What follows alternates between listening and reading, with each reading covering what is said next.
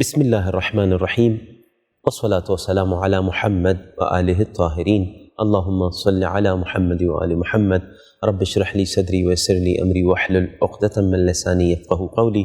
السلام علی الحسین وعلی علی ابن الحسین وعلی اولاد الحسین وعلی اصحاب الحسین الذین بذلوا مہجہم دون الحسین علیہ السلام۔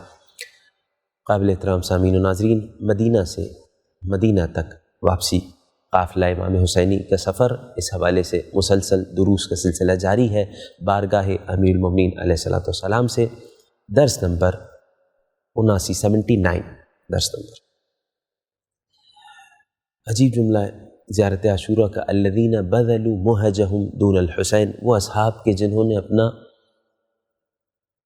مہج کہتے ہیں مہجہ کی جمع کو، مہجہ کہتے ہیں خون دل کو، دل کے آخری خون کا قطرہ بھی امام حسین علیہ السلام پہ ان اصحاب نے قربان کر دیا۔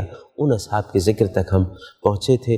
ذکر ہوا تھا جناب حر کی شجاعت کے حوالے سے گزشتہ درس میں، اور یہ بات ذہن میں رہے کہ جیسے ہی جناب حر کی شہادت ہوئی، جس طریقے سے پہلے حملہ اولا ہوا تھا ہر طرف سے، جناب حر کی شہادت کے بعد بھی حسین ابن تمیم، بعض تاریخ کے مطابق، تاریخ طبری کے مطابق، اس نے حملہ کروا دیا عمر سعد ملعون کے حکم سے۔ پھر دوبارہ ہر طرف سے حملہ ہو گیا خیمہ امام حسینی پر، اور اس حملے کا عجیب ایک انداز تھا۔ 500 افراد کو اس نے لیا تھا حسین ابن تمیم نے۔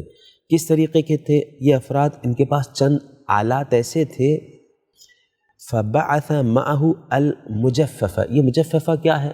بڑے بڑے نیزے ہوا کرتے تھے جو تیر کو، نیزوں کو، اس طریقے کی چیزوں کو روکتے تھے، ان کے لیے ڈھال بنتے تھے۔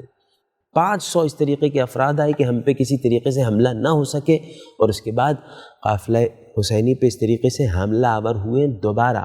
پہلے حملے کے بعد کی بات ہو رہی ہے، دوبارہ حملہ آور ہوئے، اور اس کے بعد زیادہ نقصان جو پہنچانے کی کوشش کی ہے وہ امام حسین علیہ الصلوۃ والسلام کے اصحاب کے جو سواریاں تھیں ان کو زیادہ نقصان پہنچانے کی کوشش کی، اور زیادہ نقصان پہنچایا تاکہ وہ سواریوں سے بالکل نا امید ہو جائیں، اور اس کے بعد پیدل آ کے لڑنے کے لیے امام علیہ السلام کے رکاب میں لڑیں، جو ایک مشکل کام تھا۔ یہ بھی ایک تاریخ کا موضوع ہے الگ سے کہ پیدل لڑنا الگ ہے اور سواری پہ بیٹھ کے لڑنا الگ ہے۔ اسی لیے جب کسی شہید کا تذکرہ آتا ہے تو یہ بیان ہوتا ہے کتنے گھوڑ سواروں کو اس نے مارا اور کتنے پیدل جو تھے بغیر گھوڑے کے تھے ان کو مارا، تو یہ ایک الگ موضوع ہے۔ تو ان کا یہ مقصد تھا کہ اس طریقے سے نقصان پہنچا امام علیہ السلام کے اصحاب کی سواریوں کو، اور نقصان پہنچایا۔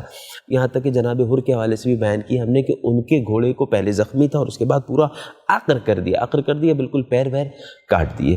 اتنی بری طریقے سے جب یہ حملہ ہوا، لیکن خود دشمن کی فوج سے ایک شخص کہتا ہے کہ حر کے گھوڑے پہ شدید حملہ ہو چکا تھا، لیکن میں نے آج تک ایسا بہادر شخص نہیں دیکھا جس کے گھوڑے پہ حملہ ہو گیا، گھوڑے کے پیر کٹ گئے، اس کے باوجود مسلسل بجلی کی طرح وہ دشمنوں پہ ایسے ٹوٹ پڑ رہا تھا کہ جس طریقے سے شہادت کا انتہائی بھوکا ہو حر ابن یزید ریاحی، اور اس کے بعد شہادت پہ فائز ہوئے، ہم نے بیان کی۔ اس کے بعد حملہ ہو گیا، یہاں تک کہ اشتد القتال حتی منتصف النہار، دن کے آدھے حصے تک مسلسل جنگ ہوتی رہی، اس طریقے کی جنگ ہوتی رہی، زخمی ہوتے رہے۔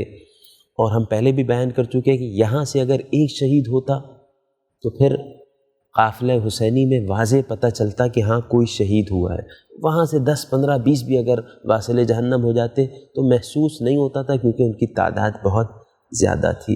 حملہ ہو رہا تھا، یہاں سے شمر ملعون آگ لے کے آ گیا دوبارہ۔ یہ شام غریبہ کی بات نہیں ہو رہی ہے، یہ امام حسین علیہ الصلوۃ والسلام کے نصف نہار ظہر کی نماز سے پہلے کی بات ہو رہی ہے۔ اس طریقے سے آگ لے کے آئے، اور پھر ملعون شمر نے چند لوگوں کو لیا اور اس طریقے سے خیمے کی طرف آگے بڑھنے لگے، خیمے کی پشت کی طرف سے آگے بڑھنے لگے۔ قاتلوا حتی انتصف النہار اشتد قتال اخذوا لا يقدرون على ان يأتوهم الا من وجہۃ واحد۔ امام حسین علیہ الصلوۃ والسلام کے اصحاب نے یہ اس طریقے کا اسٹریٹجی اپنائی تھی کہ وہ لوگ چاروں طرف سے حملہ نہ کر سکیں، اس طریقے سے گروہ بندی کی ہوئی تھی اور پیچھے سے آگ بھی لگا دی تھی. ہم نے پہلے بیان کیا کہ ایک ہی طرف سے آ کے حملہ کرے. جب ایک ہی طرف سے حملہ آ کے کرے تو یہ اس کی وجہ سے انہیں بڑی نقصان اٹھانا پڑا، بڑی پسماندگی اٹھانا پڑی، اور ان کے بہت سارے مارے جا رہے تھے مسلسل.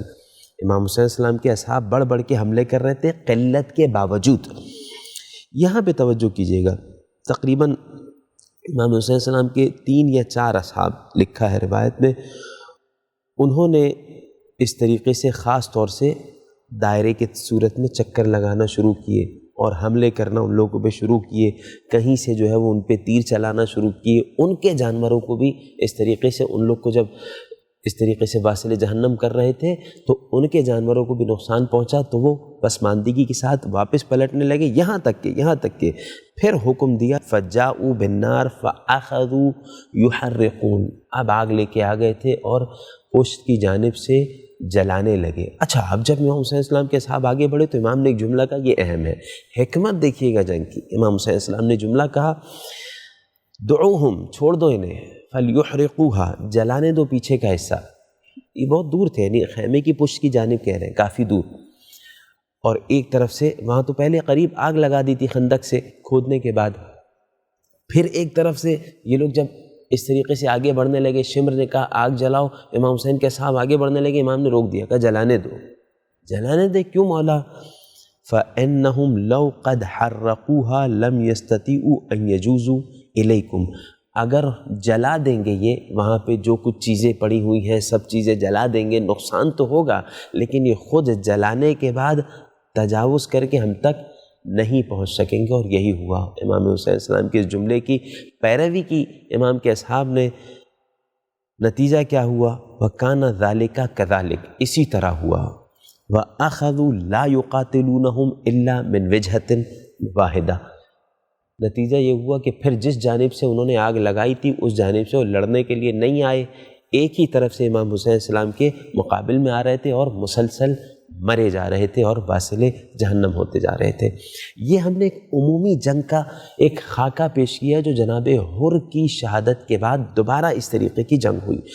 پھر 4 لوگ اور ایک ساتھ شہید ہوئے ہیں.